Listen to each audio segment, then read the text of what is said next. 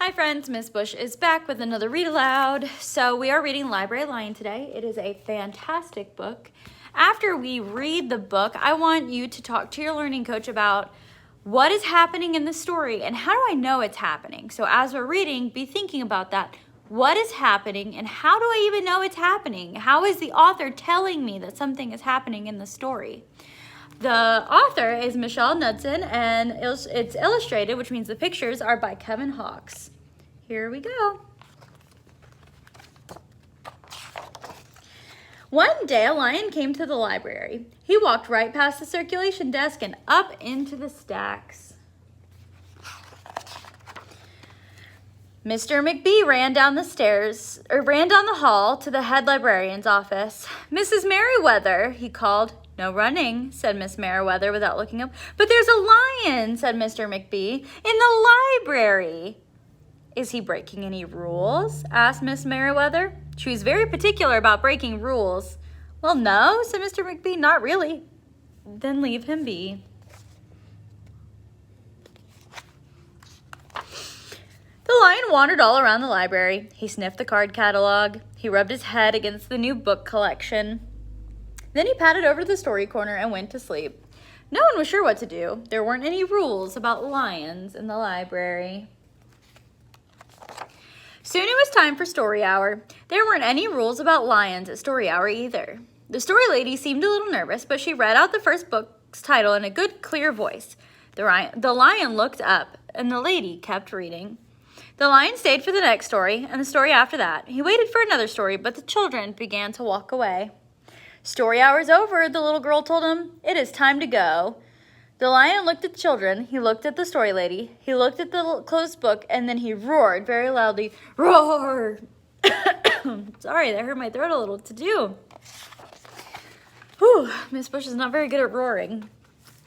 Miss Merriweather came striding out of her office. Who is making that noise? She demanded.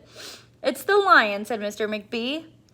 Miss Merriweather marched over to the lion. If you cannot be quiet, you will have to leave, she said in a stern voice. Those are the rules. The lion kept roaring. He sounded sad. The little girl tugged on Miss Merriweather's dress. If he promises to be quiet, can he come back for story hour tomorrow? She asked. The lion stopped roaring. He looked at Miss Merriweather. Miss Merriweather looked back. Then she said, yes, a nice, quiet lion certainly would be allowed to come back for story hour tomorrow. Hooray, said the children. Hopefully I don't have to roar anymore in this book. The next day, the lion came back. You're early, said Miss Merriweather. Story hour is not until 3 o'clock. The lion did not budge. Very well, said Miss Merriweather. You might as well make yourself useful. She sent him off to dust the encyclopedias until it was time for story hour. The next day, the lion came early again. This time, Miss Merriweather asked him to lick all the envelopes for the overdue notices. Soon the lion began doing things without being asked. He dusted the encyclopedias, he licked the envelopes, he let small children stand on his back to reach books on the highest shelves. Then he curled up in the story corner to wait for story hour to begin. At first, the people in the library were nervous about the lion, but soon they got used to having him around. In fact, he seemed very well suited for the library. His big feet were quiet on the library floor. He made a very comfy backrest for the children at story hour. He never roared in the library anymore. What a helpful lion, people said as they patted his soft head as he walked by. How did we ever get along without him? Mr. McBee scowled at that. They had always gotten along fine before. No lions were needed. Lions, he thought, could not understand rules. They did not belong in the library. I'm not sure I like Mr. McBee right now. I like the lion in the library. One day after he had dusted all the encyclopedias and licked all the envelopes and helped all the small children, the lion padded down to the hall to Mrs. Merriweather's office to see what else there was to do. There was still some time before story hour. Hello, lion, said Miss Merriweather. I know something you can do. You can bring a book back into the stacks for me. Let me just get it down from the shelf.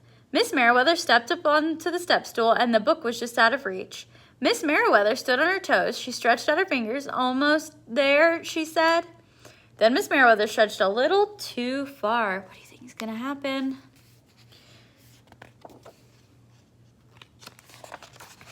Ouch, said Miss Merriweather softly. She did not get up. Mr. McBee, she called out after a minute. Mr. McBee! But Mr. McBee was at the circulation desk, and he could not hear her. Lion, said Miss Merriweather, please go get Mr. McBee. Then Lion ran down the hall. No running, Mrs. Merriweather called after him. The Lion put his big front paws up on the circulation desk and looked at Mr. McBee. Go away, Lion. I'm busy. The Lion whined. He pointed his nose down the hall towards Miss Merriweather's office. Mr. McBee ignored him. Finally, the Lion did the only thing he could think of to do. He looked at Mr. McBee right in the eye, then he opened his mouth very wide, and he roared the loudest roar he had ever roared in his life. I'm just going to show you guys the roar instead of actually doing it because we know Miss Bush is not good at roaring. Looks very scary. Mr. McBee gasped. You're not being quiet, he said to the Lion. You're breaking the rules. Mr. McBee walked down the hall as fast as he could. The Lion did not follow him. He had broken the rules. He knew what that meant. He hung his head and walked towards the doors. Mr. McBee did not notice. Miss Merriweather, he called as he walked. Miss Merriweather, the Lion broke the rules. The Lion broke the rules.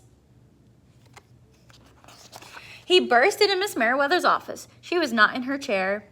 Miss Merriweather, he asked. Sometimes, said Miss Merriweather from the floor behind her desk, there is a good reason to break the rules, even in the library. Now please go call a doctor. I think I've broken my arm. Mr. McBee ran to call a doctor. No running, Miss Merriweather called after him. The next day, the things were back to normal, almost. Miss Merriweather's left arm was in a cast. The doctor had told her not to work too hard. I will have my Lion help me, Miss Merriweather thought. But the Lion did not come to the library in the morning. At 3 o'clock, Miss Merriweather walked over to the story corner. The story lady was just beginning the story for the children. The Lion was not there. People in the library kept looking up from their books and computer screens, hoping that they would see a familiar furry face, but the Lion didn't come that day, and he didn't come the day after that, or the next day either.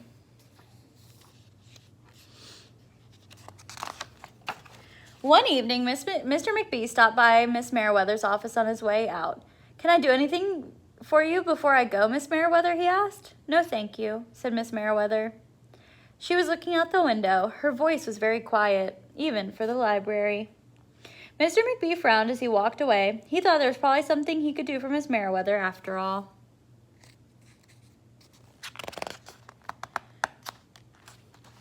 Mr. McBee left the library, but he did not go home. He walked around the neighborhood. He looked under cars. He looked behind bushes. He looked in the backyard and trash cans and tree houses. What do you guys think he's looking for? Finally, he circled all the way back to the library. The Lion was sitting outside looking in through the glass doors. Hello, Lion, said Mr. McBee. The Lion did not turn around. I thought you might like to know, said Mr. McBee, that there is a new rule at the library. No roaring allowed unless you have a very good reason. Say, if you're trying to help a friend who's been hurt, for example. The Lion's ears twitched. He turned around, but Mr. McBee was already walking away.